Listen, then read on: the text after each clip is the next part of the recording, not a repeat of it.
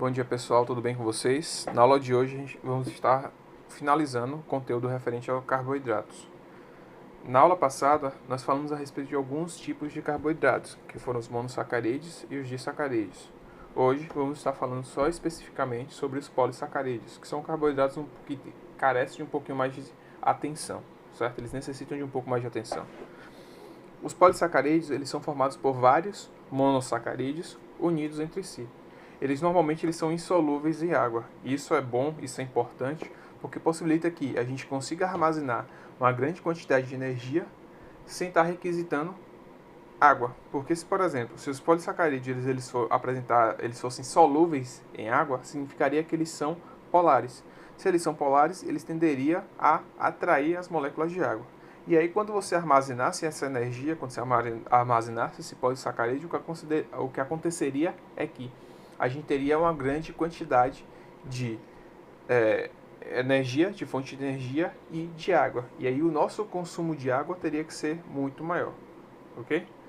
Com relação à função desses polissacarídeos, eles podem exercer a função de reserva energética, que é a principal função deles, como por exemplo o amido, ou função de compor a estrutura de um determinado organismo, que é o caso da celulose, que a gente vai estar vendo posteriormente. Bom, em relação aos polissacarídeos de reserva, o primeiro polissacarídeo de reserva que a gente vai estar analisando é o amido, que ele só é produzido pelos vegetais. Nenhum animal ele tem capacidade de produzir amido. Ele é formado basicamente por várias moléculas de glicose unidas. Lembrando que a glicose ela é um monossacarídeo. Então, ali, a associação de vários monossacarídeos de glicose vai formar o amido. Isso quando é feito pelos vegetais, ok? E ele vai ser fundamental para a nossa dieta, porque é através dele que a gente vai estar obtendo a glicose. Então, a gente faz um consumo, às vezes até excessivo, do amido. Algumas fontes de amido que nós temos são as raízes, caules e sementes. Raízes como a mandioca, a batata doce, caules como batata inglesa, o inhame, sementes como o milho, o trigo, tá? Eles vão ser fontes de amido. Sendo que o nosso corpo ele consegue quebrar esse amido em partes menores utilizando uma enzima chamada alfa-amilase, que ela é produzida na nossa boca e ela é produzida no nosso pâncreas. É por isso que muitas vezes quando a gente vai comer alguma coisa, todo mundo fala que é importante mastigar bem os alimentos. Não só pela questão da trituração, mas também para possibilitar que na nossa boca a gente consiga começar a digerir esse amido, ok? E quando ele chegar no nosso estômago, ele já está parcialmente ou quase todo digerido. E o que precisar faltar ser digerido vai ser digerido lá no intestino delgado, quando o nosso pâncreas liberar a alfa-amilase, certo? Com relação a um outro tipo de polissacarídeo de reserva, nós temos o glicogênio, que ele só é produzido por animais, ok? E ele também vai ser formado por várias moléculas de glicose, só que ele vai ter uma estrutura química um pouquinho diferente. São várias moléculas de glicose, só que a forma como essas moléculas de glicose vão estar associadas é um pouco diferente em relação ao que ocorre no amido, ok? Normalmente o glicogênio ele é encontrado no fígado ou então no músculo. O fígado ele vai armazenar o glicogênio para qualquer situação de atividade metabólica intensa. Ou seja, se por um acaso a gente necessita de glicose, o fígado que tem o glicogênio lá armazenado, ele vai quebrar esse glicogênio e vai estar liberando esse glicogênio para a nossa corrente sanguínea, para que a gente possa utilizar ele para nossas funções metabólicas, certo? É por isso que em algumas situações, quando a gente está muito tempo sem comer, a gente acaba. A fome passa. A gente fica muito tempo sem comer, está morrendo de fome e de repente a fome passa. Isso acontece porque o fígado ele acaba liberando a glicose ao quebrar o glicogênio. O processo de quebra do glicogênio a gente chama de glicogenólise, ok? E normalmente esse processo de quebra do glicogênio ele é estimulado pelo pâncreas, que vai estar liberando um hormônio chamado glucagon. E aí esse glucagon, no nosso fígado, ele vai estimular a glicogenólise, que é a quebra do glicogênio em vários monossacarídeos de glicose que as nossas células vão estar utilizando, tá, para a obtenção de energia, certo? Já o glicogênio que ele é armazenado nas células musculares, ele só tem a única finalidade de fornecer uma energia extra durante a atividade muscular. Porque, por exemplo, quando vocês começam a correr, fazer alguma atividade física muito intensa, a glicose presente no nosso corpo nem sempre é o suficiente para atender a demanda desse tecido muscular. Aí o que acontece? As células musculares, que têm o glicogênio armazenado, vão fazer a glicogenólise, liberando glicogênio, ou liberando glicose. E aí, com isso, a célula muscular vai ter energia suficiente para manter você naquela atividade muscular intensa, aquela corrida muito intensa, jogando bola, pegando piculo, alguma coisa assim do tipo, certo?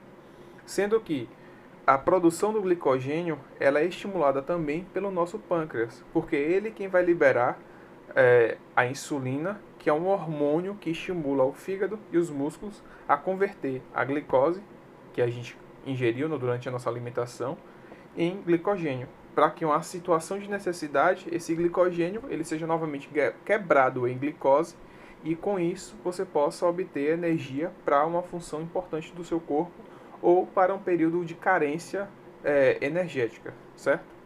Na imagem aí você tem um exemplo de como é que é, uma representação esquemática, na verdade, de como é uma molécula de glicogênio, certo? Isso é só uma representação de um esquema em que você pode observar que você tem várias unidades de glicose unindo, formando uma estrutura um pouco mais complexa, tá? Que é o que a gente chama de glicogênio. Agora, em relação aos polissacarídeos estruturais, nós temos a celulose, que ela só é produzida por vegetais e algas, certo? E que ela também vai ser formada por várias moléculas de glicose. Só que essa molécula de glicose ela é um pouquinho diferente da molécula de glicose que vai estar formando os polissacarídeos de reserva, certo? E essa molécula, essa celulose, ela vai formar a parede celular das células vegetais, conforme vocês podem observar na imagem aí. Ou seja, ela vai ser uma estrutura mais rígida que vai estar envolvendo a célula vegetal, para dar maior firmeza a esses vegetais, ok? Porque você tem que lembrar que vegetal não tem esqueleto. Então, o que é que vai dar estrutura, o que é que vai dar firmeza a eles, o que vai dar sustentação a eles, é essa associação de grandes quantidades de celulose. Uma coisa importante é que nenhum animal consegue digerir a celulose. Seja eu, seja vocês, a gente não consegue digerir essa celulose. E os herbívoros que fazem o consumo intenso de plantas, que por sua vez vão ter uma grande quantidade de celulose, eles utilizam bactérias ou protozoários, tá, para realizar a digestão por eles. É por isso que a vaca ela apresenta 4 rúmens, que são regiões em que aquele capim que ela consumiu vai estar sendo fermentado, vai estar sendo digerido por bactérias, tá? Para que ela possa obter a glicose pronto para o seu consumo. Sendo que a substância que vai ser responsável, a enzima que vai ser responsável pela quebra da celulose, a gente chama ela de celulase. E ela só vai ser produzida por bactérias e alguns protozoários. Não todos os protozoários conseguem realizar isso, ok? Uma coisa interessante é que normalmente a gente costuma chamar a fibra, na verdade, o que a gente costuma chamar a celulose de fibra, certo? Então, quando alguém fala que você precisa consumir muita fibra, essa fibra, ela é basicamente uma versão mais complexa dessa celulose. Por que é importante você fazer o consumo das fibras? Porque ela vai compor o bolo alimentar, vai lhe dar uma sensação de saciedade por mais tempo, e ela vai estimular a eliminação de excesso de bactéria do seu intestino, porque é importante você ter bactéria no intestino, mas não em excesso. E também ela viabiliza a liberação de alguns lipídios, como o colesterol, ok? Que é o colesterol em excesso acaba fazendo mal para o nosso corpo. Então, a ingestão de fibra é importante não porque ela vai servir como um alimento nutricional para nós, mas sim porque ela vai exercer uma função, vamos dizer assim, de limpar o nosso intestino. Então é por isso que é importante realizar o consumo de grandes quantidades de fibra, certo? Um outro tipo de polissacarídeo estrutural é a quitina. A quitina ela só vai estar presente em animais e em fungos. Algumas algas também acabam produzindo a quitina, mas de uma maneira geral, somente animais e fungos vão ser capazes de produzir a quitina, certo? A quitina a gente vai estar encontrando ela no exoesqueleto de alguns artrópodes. E quando eu falo de artrópodes, eu estou falando de crustáceos, eu estou falando de insetos, ok? e vai compor a parede celular dos fungos. Ou seja, a célula do fungo ela vai ter uma estrutura mais rígida, conforme vocês viram na imagem anterior, só que para fungo, em que ela vai ser responsável por dar rigidez à estrutura do fungo, porque o fungo também não apresenta esqueleto, ok? E aí na imagem vocês podem observar como é que é esse exoesqueleto de um besouro e o exoesqueleto de um siri, que é um crustáceo e um inseto, ok? Uma coisa comum a gente observar hoje em dia é os carboidratos serem ora colocados como vilão, ora como colocado como uma coisa positiva. E aí eles acabam diferenciando carboidratos em carboidratos bons, carboidratos ruins. Aí a questão é, existe carboidrato bom e existe carboidrato ruim? A resposta é sim e não. Como assim? Os carboidratos eles podem ser considerados bons quando você faz um consumo em quantidades ideais para o seu corpo.